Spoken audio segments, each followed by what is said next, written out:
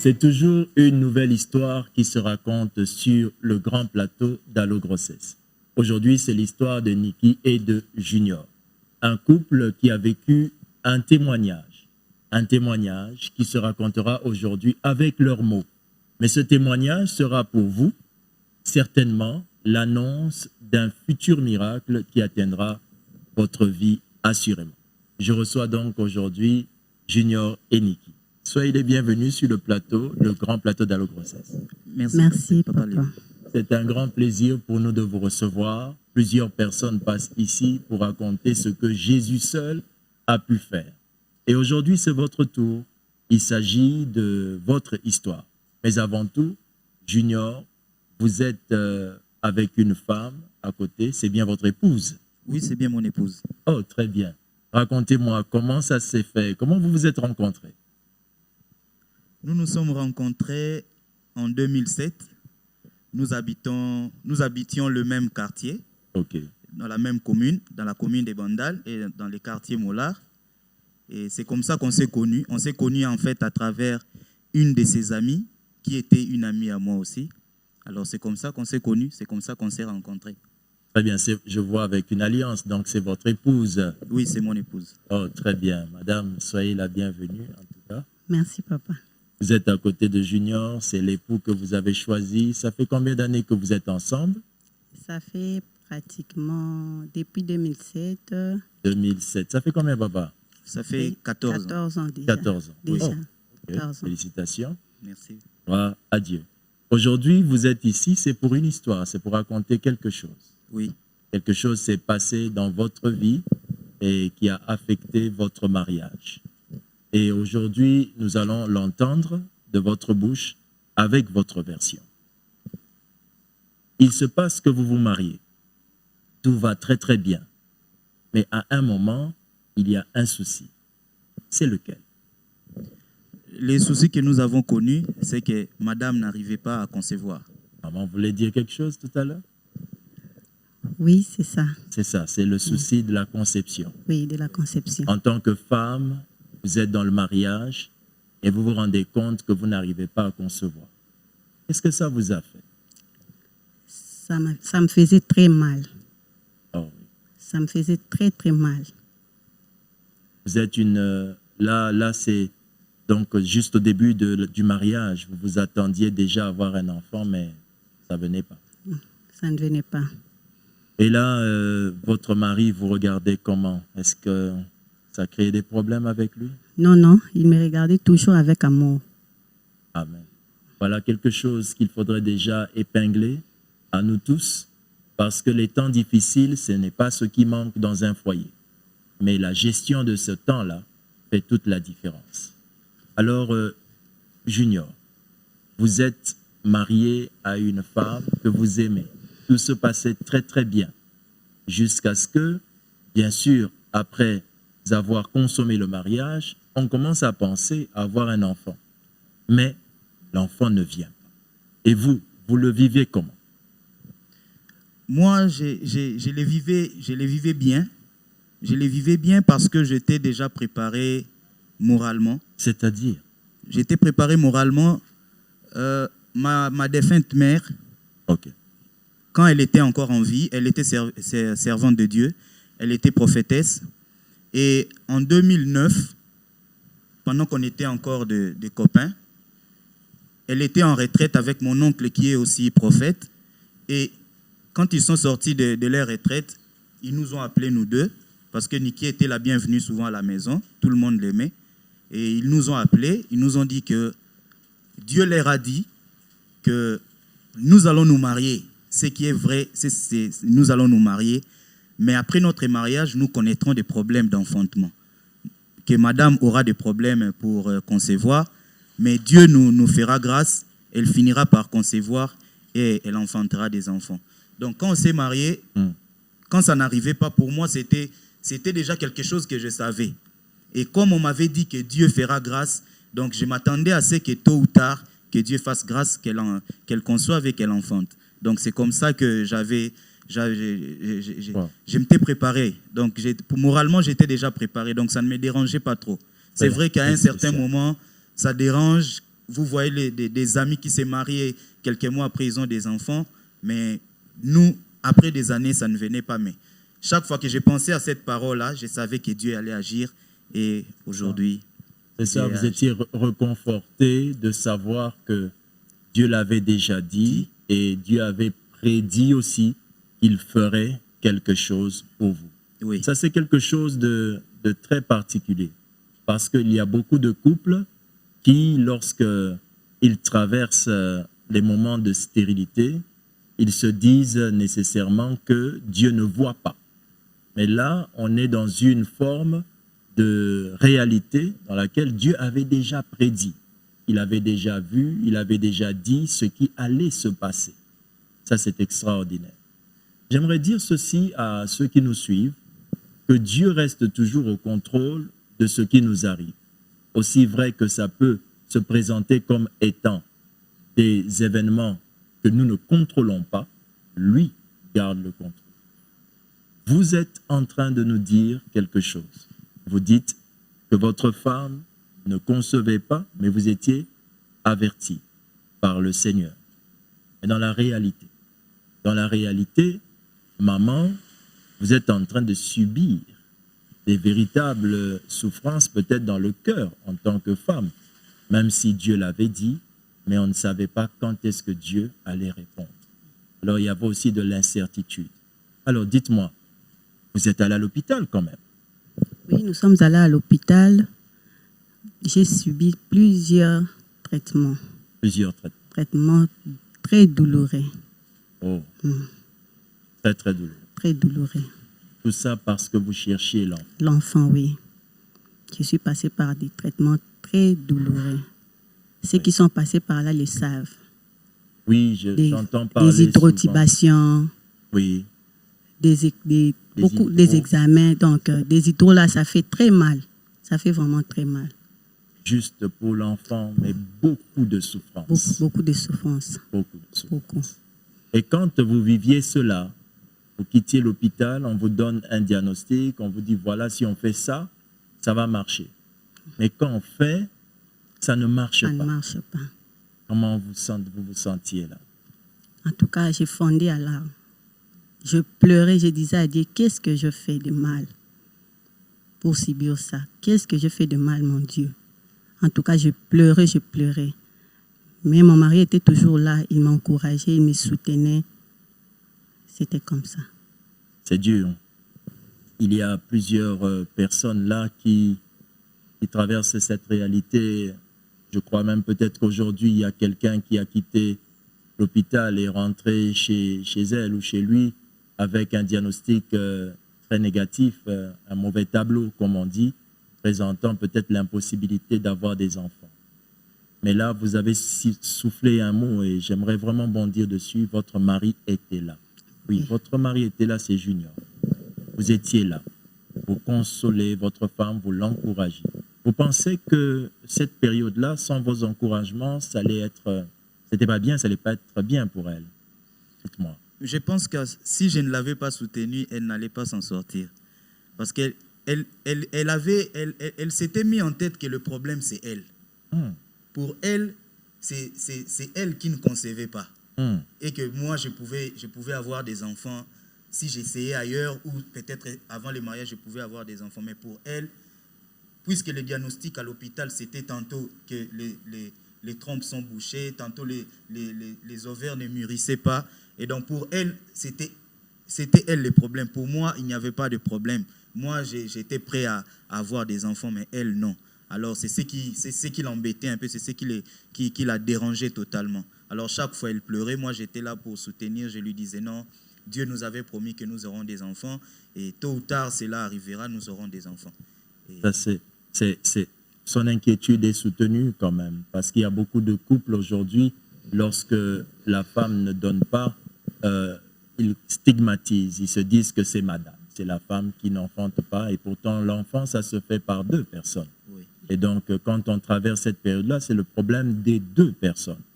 Et vous avez dit quelque chose de très important, qu'elle s'était dit que c'était elle le problème, vous pouviez peut-être avoir des enfants ailleurs. Donc, déjà là, je sens que dans la tête de maman, il y avait déjà cette peur, genre que peut-être on pouvait vous conseiller d'aller trouver notre femme pour avoir un enfant dehors. C'est un peu ça, maman. Vous ne craignez pas ça, j'espère. Non. Gloire à Dieu. D'où l'avantage de se marier dans le Seigneur. Alors, je bénis Dieu pour cette grâce que vous aviez eue d'avoir un homme proche de vous qui vous a accompagné. Et ça, c'est quelque chose d'excellent.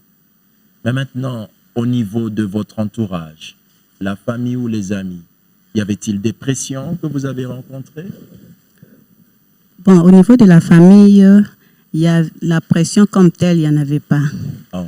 Au contraire, nous étions soutenus par la famille, ma belle famille, bien qu'il y a les autres qui les disaient sous forme de blagues, oui. Mais les messages étaient quand même passés. C'est la famille africaine.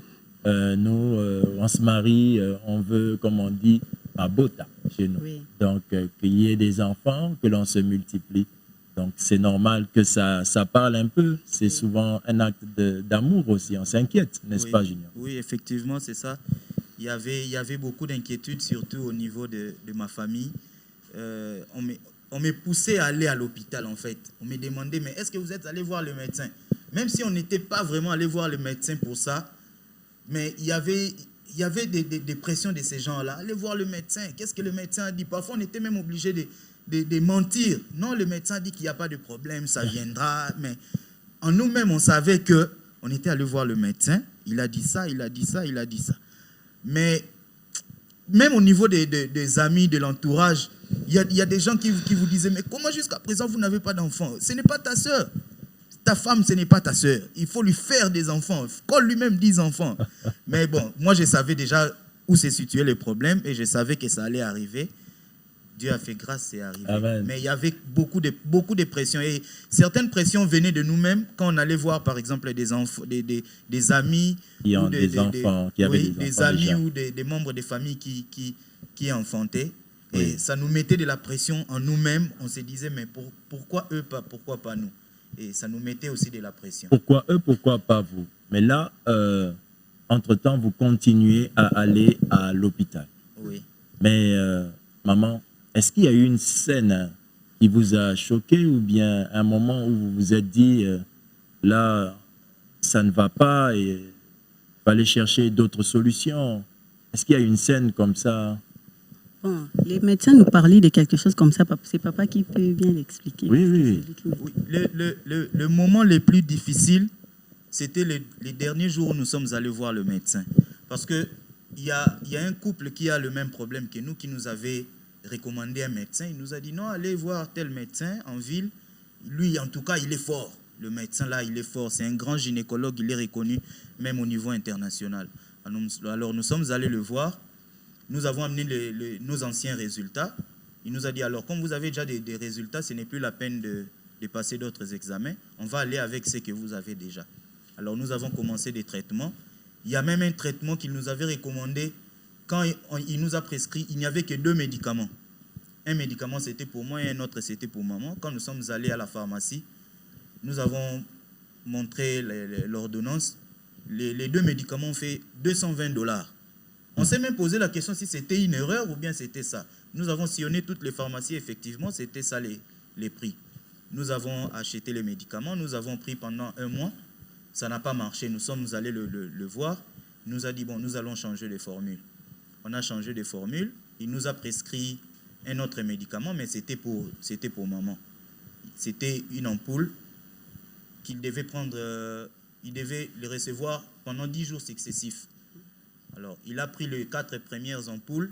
Nous sommes allés le voir. Il a consulté. Il lui a dit que non, le follicule n'ont pas vraiment évolué. Il faut encore continuer. Il a pris 3 autres ampoules. Nous sommes encore allés le voir. Il nous a dit, bon, ça a essayé d'évoluer, mais il faut prendre les 3 dernières pour que ça fasse 10 et que le follicule arrive jusqu'à au moins à 18 mm. Nous sommes allés le voir. Après les 3 ampoules, déjà son visage nous disait déjà que ça n'a pas marché. Il nous a dit, est-ce que vous avez vraiment pris toutes les 10 ampoules? Madame a dit oui. Est-ce que vous avez bien pris ces ampoules-là? Nous, on a dit oui. Il a dit, mais ça n'a pas évolué. Au lieu d'arriver à 18, ça s'est arrêté comme la dernière fois, à 12. Rentrez à la maison, allez essayer. Si ça ne marche pas, revenez me voir. Mais si ça marchait aussi, revenez me voir. Et c'est ces jours-là qui m'avaient vraiment marqué. Nous sommes sortis de l'hôpital avec maman. Elle regardait à droite, moi je regardais à gauche. Tellement on était déçus. Nous sommes entrés dans la voiture, nous sommes arrivés à la maison. Et quand nous sommes arrivés à la maison, je n'ai pas compris, une certaine force m'a pris. J'ai dit à madame, tu sais ce qui est en train de se passer? C'est Dieu qui est en train de nous faire ça. Il ne veut pas partager sa gloire avec quelqu'un d'autre. Si ça n'a pas marché avec le médecin, c'est parce que Dieu veut que lorsque nous allons témoigner, que nous ne puissions pas dire que ce médecin-là est fort, mais que nous puissions dire que Dieu a agi. C'est Dieu qui a agi dans notre vie. C'est Dieu qui a fait que tu puisses concevoir. Parce que c'était inimaginable. Pour le médecin, ces traitements-là ratent difficilement. Donc, mais avec lui, ça a raté. Une prise de finition. Prise de finition. Donc, quand il nous disait même aller essayer et puis revenez, déjà, à le voir, on sentait déjà qu'il nous disait allez, ça ne va pas marcher, vous allez revenir me voir. Et nous, on s'est dit c'est la dernière fois qu'on mettait nos pieds à l'hôpital pour ces cas-là. Et quand nous sommes partis... Donc là, je vais vous interrompre. Et maman, vous voulez dire? Il nous parlait même des changements de traitement. De changer encore un autre traitement. Oui. Ça rappelle une histoire dans la Bible d'une femme dont la Bible déclare dans le livre de Marc qu'elle avait beaucoup souffert entre les mains des médecins. Nous savons combien l'intelligence médicale a évolué et aide beaucoup de foyers à pouvoir trouver des grandes solutions. Mais il y a des situations, des circonstances qui sont des grandes limites à la connaissance médicale, comme ici. Et là, la famille, le couple décide cette fois-ci de chercher Dieu pour cette situation-là. Alors, vous décidez de chercher Dieu et il y a un événement qui va maintenant vous rapprocher de Dieu. Vous pouvez raconter ça, je crois l'avoir entendu dans votre histoire, l'événement sur un réseau social. Oui, tout a commencé sur Facebook. J'étais sur Facebook, j'étais en train de surfer sur Facebook et puis je tombe sur le logo d'Allo Grossesse. Bon, comme toute personne qui a des problèmes de conception ou d'enfantement, ça m'a intéressé et j'ai cliqué dessus, j'ai commencé à regarder et je suis tombé sur les livres du pasteur Lévy. Et quand j'ai vu les livres, je me suis dit, donc il existe aussi des choses comme ça. Alors j'ai trouvé que c'était vraiment intéressant. Et parmi les personnes qui suivaient le pasteur Lévy sur Facebook, j'ai vu une amie à moi avec qui on a étudié à l'école primaire. Et je l'ai intéressé, je lui ai dit, mais j'étais sur Facebook, j'ai vu que tu suivais aussi un pasteur qui traite des problèmes de grossesse. Explique-moi un peu c'est quoi. Il m'a dit, non, nous avons une église, notre pasteur, c'est son ministère en fait.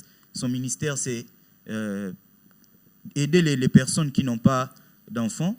Il les guide comment faire pour avoir des enfants, tout ça par la parole de Dieu. Moi, j'ai dit, OK, donne-moi l'adresse de l'église. Il m'a donné l'adresse de l'église. Il m'a donné également le numéro du pasteur. J'ai écrit au pasteur. J'ai écrit d'abord au pasteur sur Facebook.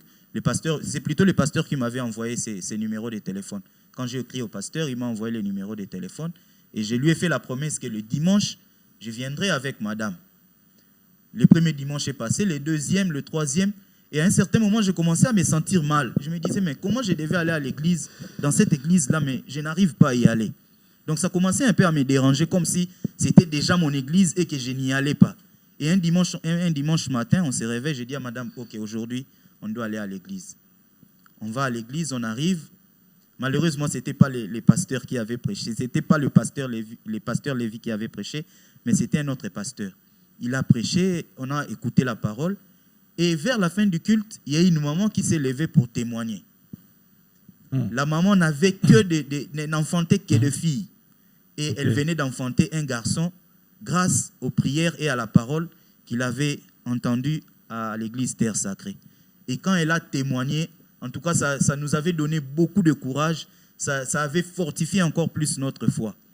Et c'est comme ça que je me souviens que le dimanche même qui a suivi, il y a encore une maman qui ne concevait pas, qui avait témoigné aussi, qui venait d'enfanter une fille, qui avait témoigné. Et tout ça, quand on a écouté ça, en tout cas, on s'est dit, nous avons mis les pieds au bon endroit. un ensemble de témoignages qui vont vous... Oui, un ensemble de témoignages qui vont nous fortifier. Vous encourager. Vous vous rappelez de cette femme qui a... Oui, c'était maman Philippine. Voilà. Le premier dimanche, c'était maman Philippine. Okay. Et je crois le deuxième ou le troisième dimanche, c'était maman Mamie Lipembo. Wow, gloire à Dieu. Et tous ces témoignages-là, en tout cas, nous avaient fortifiés, nous avaient réconfortés. Amen. Nous croyons que c'est Dieu qui donne des enfants et non pas un homme.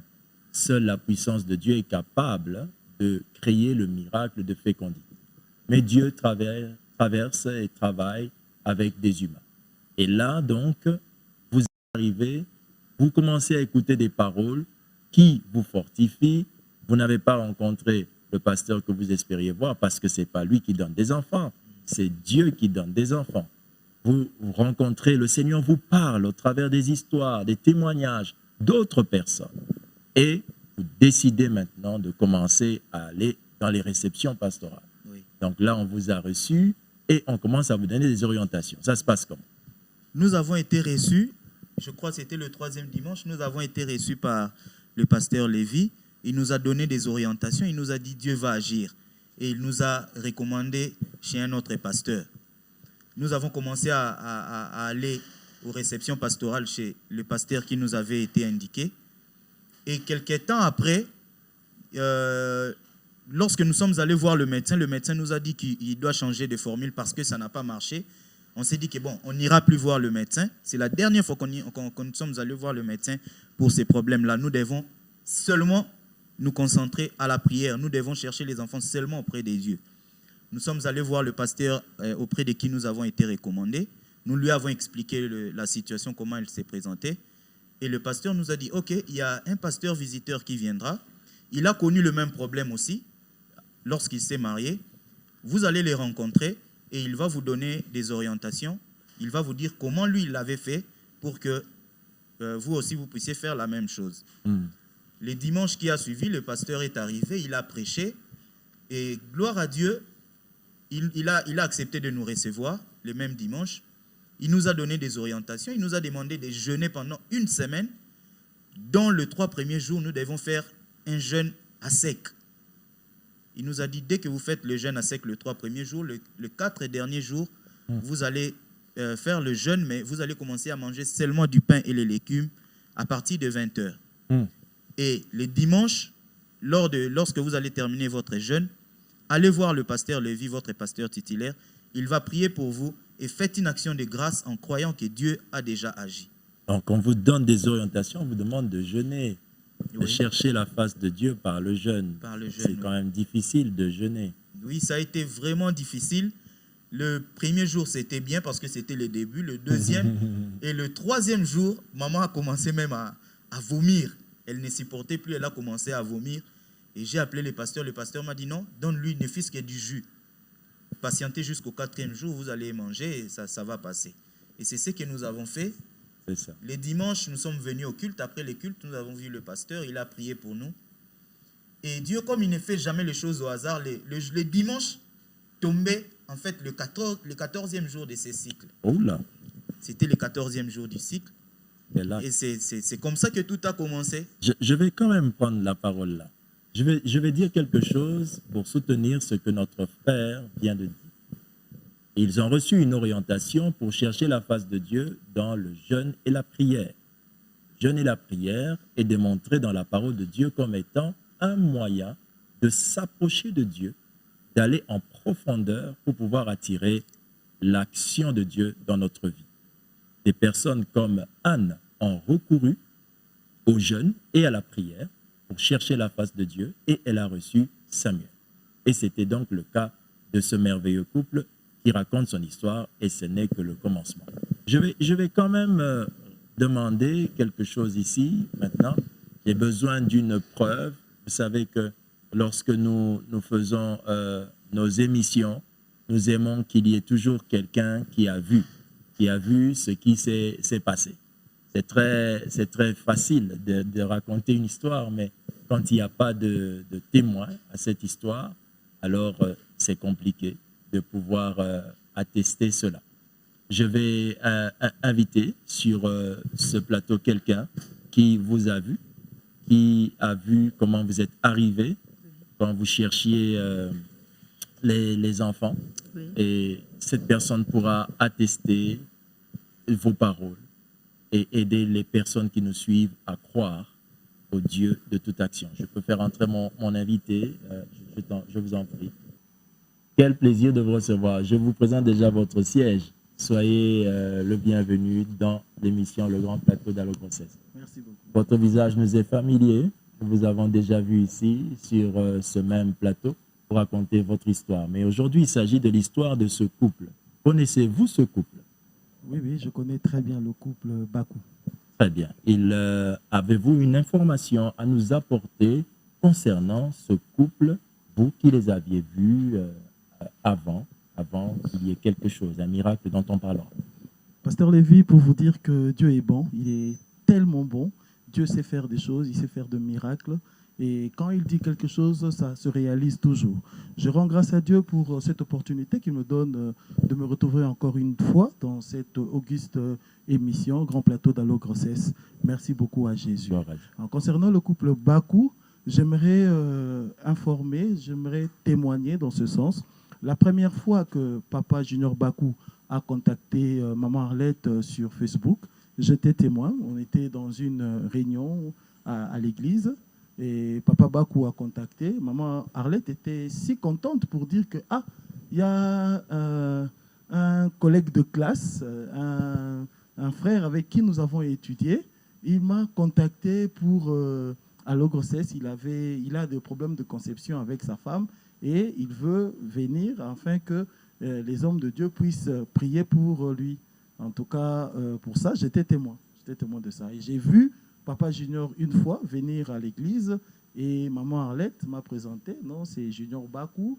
J'ai étudié avec Junior quand on était encore enfant. Il cherchait un miracle, il cherchait des enfants. Oui, il est venu à l'église, pas seulement à l'église, mais il est venu à Dieu.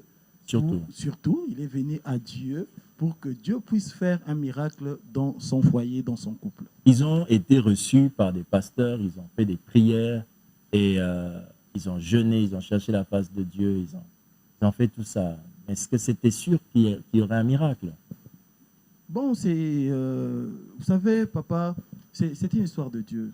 C'est une histoire de Dieu quand lui-même, il ne nous le demande pas, mais c'est un ordre quand il dit « multipliez-vous, soyez féconds ». Et quand Papa Junior Bakou était venu, il a été nourri de ce qu'on appelle la foi. La foi en Jésus-Christ, parce que ce n'est pas le pasteur qui donne les enfants, ce n'est pas les jeûnes et prières, mais c'est Jésus par sa volonté. Et Papa Junior Bakou et sa femme avaient cette foi-là, ils croyaient en Jésus, ils savaient qu'un jour, le Seigneur Jésus-Christ va leur donner les enfants. J'aimerais quand même témoigner aussi dans ce sens en disant que quand Maman Arlette avait demandé à Papa Junior de venir à l'église, qu'on allait prier pour lui, elle-même, Maman Arlette, n'avait pas d'enfant. Donc, Maman Arlette nourrissait Papa Junior et sa femme de la foi en Jésus-Christ. Et aujourd'hui, nous rendons grâce à Dieu parce que Papa Junior... On en parle. On en parle. Okay, merci beaucoup. On en parle parce qu'il s'agit de raconter une histoire et on va... Maintenant, nous sommes effectivement là-dedans. Alors, c'était le 14e jour, ça tombait le 14e jour de maman, et donc une période féconde, mais qui auparavant, c'était plein d'échecs. D'échecs. Et maman, qu'est-ce qui s'est passé? Il s'est passé quelque chose? Après le 14e jour, votre corps a réagi. Qu'est-ce qui s'est passé? Je n'arrivais même pas à jeûner. Vous n'arrivez même pas à jeûner? Même pas à jeûner. J'étais faible, j'avais de faiblesse, je ne comprenais pas. Mais maintenant, donc, après ces 14 jours, votre organisme commence à se sentir fatigué. Est-ce que vous étiez convaincu qu'il y avait quelque chose, il y a un miracle qui était déjà dans le ventre? Non. Non. Non, je n'étais pas convaincue. Mais mon mari me le disait que non, tu es enceinte. Votre mari continuait. Oui, quand je lui disais que je me sens faible, Alléluia. Il me disait que tu es enceinte. Vous vous sentiez faible? Oui. Votre mari confirmait, non, tu es enceinte. Oui. Mais pourquoi cette fois, papa? En fait, je me souviens d'un jour, nous sommes allés acheter du pain le soir dans les quartiers. Et en revenant, elle me dit, j'ai mal au ventre. j'ai l'impression que je verrai encore mes périodes. Donc je lui ai dit, mais pourquoi tu dis ça? Toi, tu ne sais pas que tu es enceinte. Elle m'a dit, ah, toi, tu aimes beaucoup blaguer. Moi, j'ai dit, non, je ne blague pas, tu es enceinte. Il m'a dit, d'accord, on verra. Mais c'est moi le maître de mon corps. Je sais qu'à telle période, quand je ressens ça, je sais que... Ok, le maître de son corps. Oui. Elle sait que quand elle ressent ça... Elle a des douleurs au bas-ventre, elle sait que... Il y aura après des menstruations. Il y aura après des menstruations. Moi, je lui ai dit, en tout cas, cette fois-ci, c'est pas ça. Mais le maître de l'univers, le maître de tous les corps, vous a confondu. Oui, oui, il en a décidé autrement. Il en a décidé autrement. Et puis, vous vous êtes rendu compte que c'était quoi? Des événements qui annonçaient des menstruations ou bien ça annonce? C'était quoi? C'était quoi? Quand je lui ai dit ça, elle m'a dit, ok, on verra. 2-3 jours après, il n'y avait rien. Je lui ai dit, tu vois, tu es enceinte. Oh non, attendons. 1 semaine, 2 semaines. Je lui ai dit, bon, maintenant on peut faire les tests de grossesse. Il m'a dit, non, moi j'ai peur. Un test de grossesse. Je dit, ok, on verra après. Et moi, je suis allé à la pharmacie, j'ai acheté un test sans qu'elle ne le sache. J'ai fait les tests et j'ai vu qu'elle était... J'ai oublié un détail. Oui, maman, lequel? Je suis allée à l'église à la réception le mardi. Ok. C'était à la réception que je suis que j'étais enceinte. Oui. Oui. Très bien. Vous arrivez à la réception. Le pasteur m'a envoyé chez l'infirmière d'allo-grossesse. L'infirmière d'allo-grossesse. On a fait un test. Ok. C'était sorti positif. Exactement. Wow, gloire à Dieu. Ça, c'est une belle histoire. En tout cas, je sais que dans vos maisons, partout où cette émission vous atteint, vous pouvez le dire avec moi, gloire à Jésus. Il est vraiment merveilleux. Vous testez et là, vous êtes enceinte. Donc, il n'y a rien à dire. La médecine était arrivée à ses limites. La médecine qui fait déjà beaucoup de prouesses, nous rendons grâce à Dieu pour ça, mais là, était arrivée à ses limites. Et là, après que le médecin ait dit que ça a peut-être marché, vous avez cherché Dieu, mais là, vous constatez que vous êtes enceinte. Gloire soit rendue à Dieu. Quel était le plaisir, le sentiment que vous avez? Quand je suis sortie de l'église, j'ai appelé mon mari. Je lui ai dit que je suis enceinte. Il a dit, je t'avais dit quoi? J'étais déjà au courant. C'est ce qu'il m'avait dit. J'étais déjà au courant. Je le savais déjà que tu étais enceinte. Gloire soit rendue à Dieu. Il s'agit d'un enfant, elle était enceinte, ça veut dire qu'il faut des preuves. Si vous étiez enceinte d'une histoire, enceinte d'un rêve, ou bien c'est vraiment un enfant? C'est vraiment un enfant? Ben, ok, très bien. Je vais demander à la régie de se préparer. On va vous recevoir pour vous, recevoir pour nous ici les preuves de cette histoire qui, aujourd'hui, est plus une histoire racontée seulement, mais c'est du vécu. Et on va le vivre ensemble. Je vais inviter je vais inviter quelques personnes et vous allez les voir. Nous rendrons grâce à Dieu avec vous. Que Dieu vous bénisse.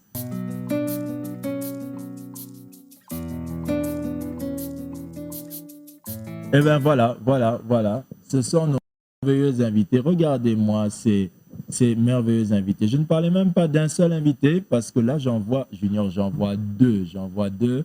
Un merveilleux garçon. Waouh, fantôme, ça va? Gloire à Dieu. Oh, grande dame, va vers maman là-bas. Waouh, que vous êtes jolie. Eh bien, gloire soit rendue à Dieu. Ici, nous sommes face à la preuve de votre foi, le miracle, l'œuvre même de Jésus-Christ. Qui sont ces merveilleux enfants? Elle, c'est Victoria, la fille aînée. Et celui-ci, c'est Godwin, le deuxième. Votre fille aînée et Godwin.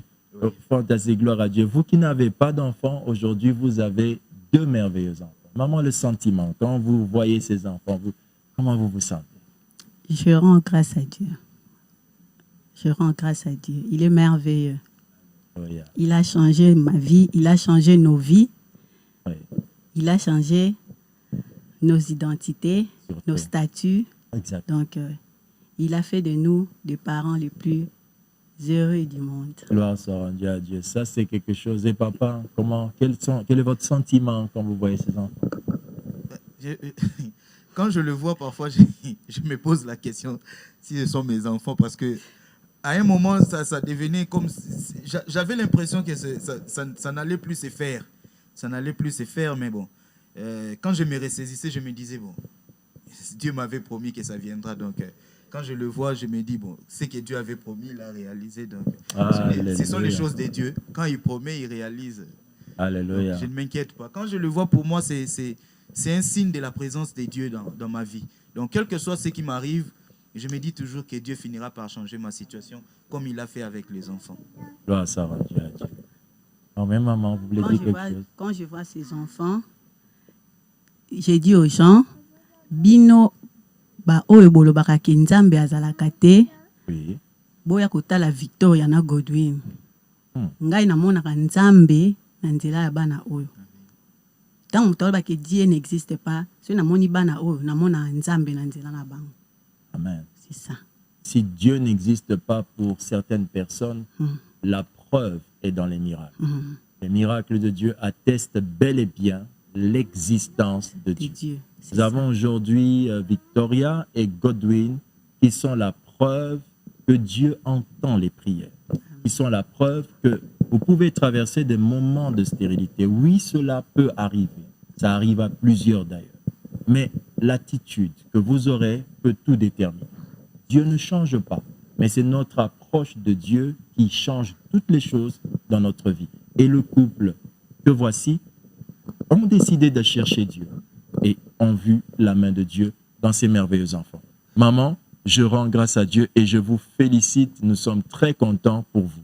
Mais il y a une histoire que j'aimerais qu'on partage quand même. Parce que cette histoire, c'est aussi un grand enseignement pour nous en tant que parents, pour tous ceux qui nous suivent. Vous avez Victoria, née dans votre maison.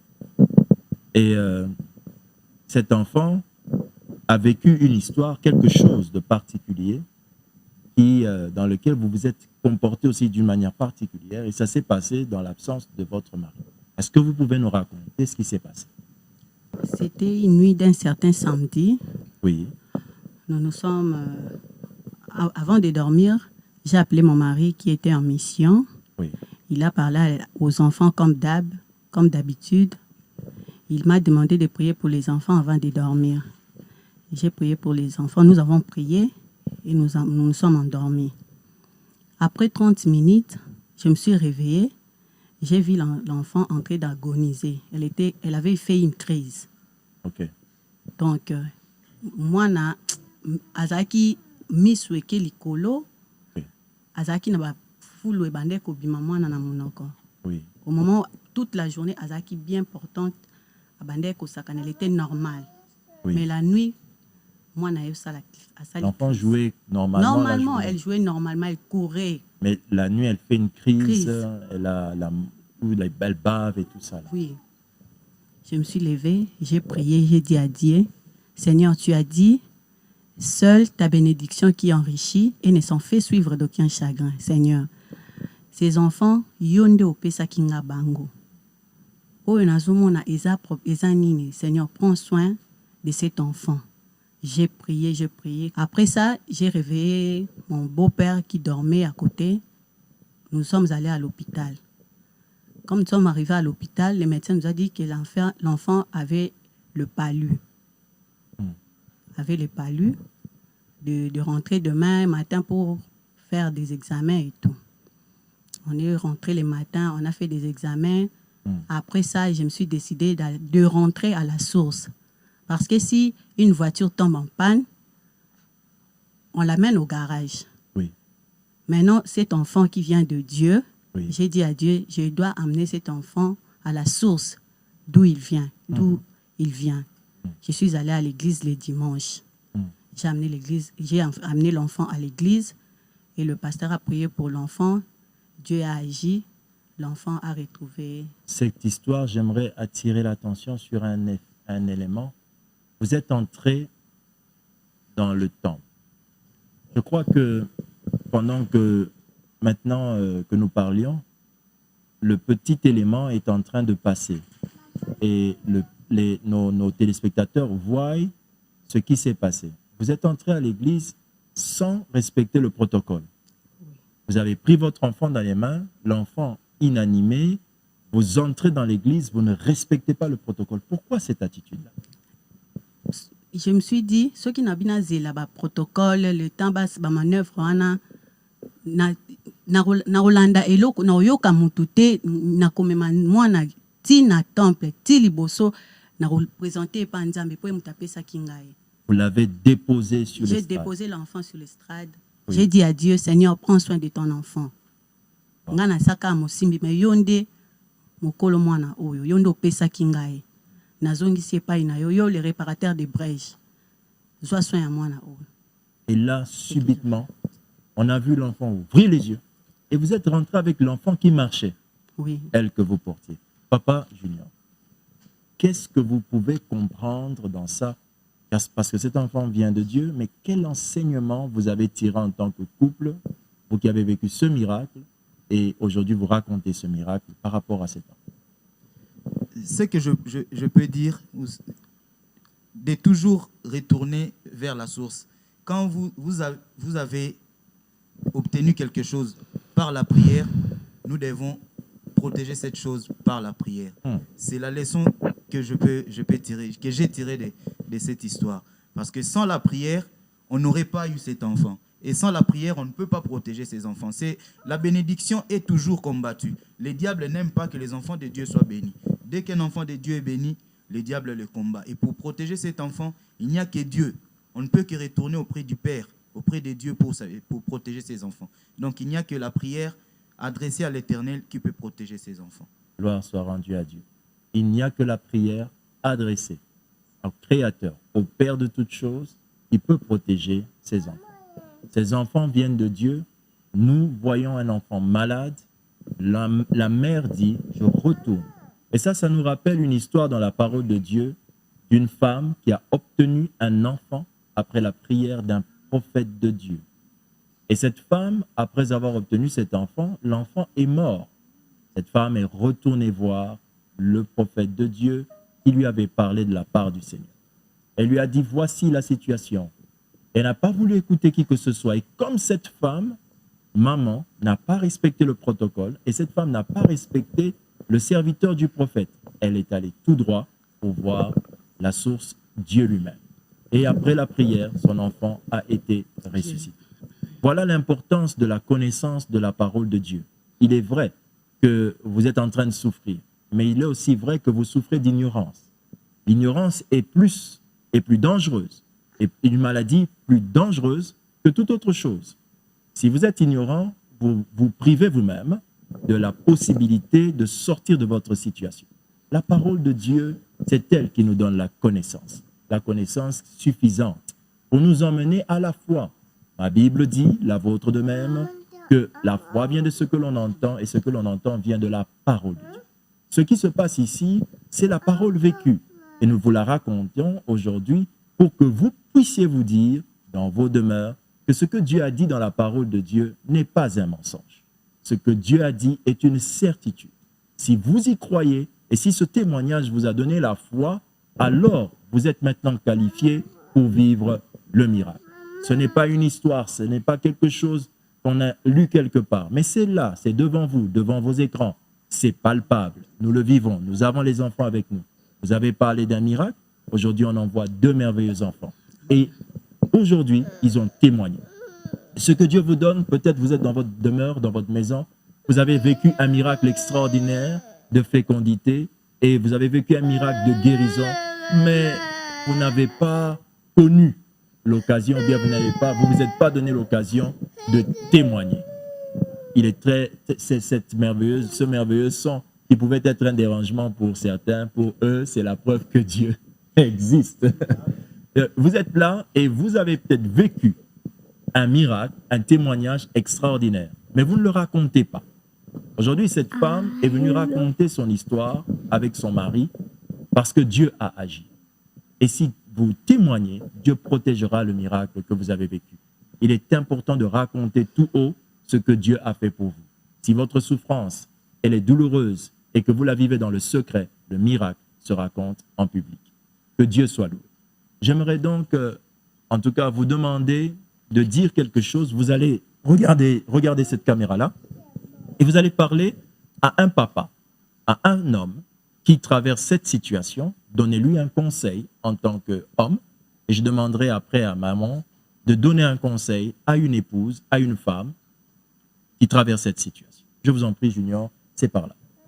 Je voudrais demander à tous les hommes, à tous les papas, à tous les jeunes qui traversent la situation que nous avons connue, de tenir ferme, de garder la foi et surtout de soutenir leurs femmes.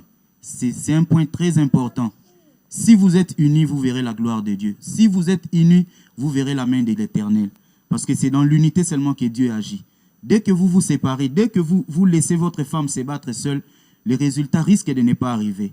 Donc, c'est d'abord de garder la foi, de regarder vers l'Éternel et surtout de se soutenir l'un et l'autre. C'est ça le plus grand conseil que je peux donner aux parents. Merci beaucoup, merci beaucoup. Je me sens très édifié. Osa moisi, comme on dit chez nous, osa moisi, oso vivre l'ikambo. Oh, vous vivez cette situation. J'aimerais vous inviter à écouter maman qui est ici. Elle a quelque chose à vous dire. Je vous en prie, maman. Je dirais aux mamans, oui, aux mamans qui traversent la même situation que nous avons traversée, de ne pas perdre espoir, de garder foi en Dieu, oui, car notre Dieu est fidèle. Amen. Il ne ment jamais. Il ne ment jamais. Même si ça traîne, ça finira par arriver. Alléluia. Ne voyez pas votre problème plus grand que notre Dieu. Parce que notre Dieu est plus grand que tous nos problèmes réunis. C'est ce que je veux. Notre Dieu est plus grand que tous nos problèmes réunis. C'était là le conseil judicieux, précieux de ce couple qui a vécu un miracle avec cette belle dame qui sifflote sur le plateau et ce jeune garçon qui est en train de nous charmer de ce chant mélancolique de ses pleurs. Mais je me tourne vers vous maintenant pour vous dire ceci. Ma Bible dit que multipliez-vous et remplissez la terre. Dieu ne nous le propose pas, c'est un homme. Il est vrai que vous pouvez vous dire que ce que vous êtes en train de vivre aujourd'hui semble être impossible. Dieu ne vous propose pas de féconder. Il est capable de vous rendre féconde et fécond. Vous êtes dans cette situation, mais vous êtes prochainement mon invité sur ce plateau, le grand plateau d'Allo-Grossesse. Vous raconterez votre histoire et vous direz ce que Jésus a fait dans votre vie. Alors, je peux vous inviter à prier avec nous dans la foi, ensemble, ici. Ils nous soutiennent par la foi et moi, je vais prier, m'adresser à Dieu pour votre situation. Et nous croyons que Dieu qui écoute les prières exaucera cette prière au nom de Jésus. Prions. Tendre Père céleste, dans le précieux nom du Seigneur Jésus-Christ de Nazareth, nous venons prier pour cet homme, pour cette femme, pour ce couple qui traverse cette situation de stérilité, pour cette femme, cette famille qui est affectée par cette situation. Et nous te demandons, dans le nom du Seigneur Jésus, apporte la fécondité dans ce couple. Là où la maladie s'était présentée comme obstacle à la fécondité, nous prions que la guérison au nom de Jésus pénètre. Là où la maladie était un obstacle, nous prions que la puissance du nom de Jésus pénètre et déplace cet obstacle. Vous êtes féconds et vous êtes fécondes. Que la puissance du Saint-Esprit vous touche et que la gloire de Dieu éclate dans votre foyer. Au nom de Jésus, Amen. Amen. Que Dieu vous bénisse. Il est vrai que cette prière est puissante, elle est précieuse, elle a donné des solutions à cette famille, à nos vies, à nous tous qui sommes ici, ce couple et mon invité et moi-même avions tous vécu le miracle de la fécondité. Nous ne racontons pas ce que nous avons entendu, nous racontons ce que nous avons vécu. Puisse Dieu vous bénir. Cette émission, le grand plateau d'Allo-Grossesse, sera encore sur votre télé, dans vos téléphones et partout où vous nous suivez. Mais voici ce que vous devez retenir, c'est ce que Dieu nous a dit concernant la vision ou la mission de Allo-Grossesse qui appartient à la mission Jésus Lumière des Nations. C'est que Dieu nous a dit, multipliez-vous et remplissez la terre. Et il a précisé que ce n'était pas une proposition, mais c'était un ordre. Alors il n'y a aucun corps qui puisse s'opposer à la puissance de Dieu. Même votre corps, âgé, longtemps, attendant le miracle de fécondité, va obéir à cette déclaration. Que Dieu vous bénisse. Bye bye.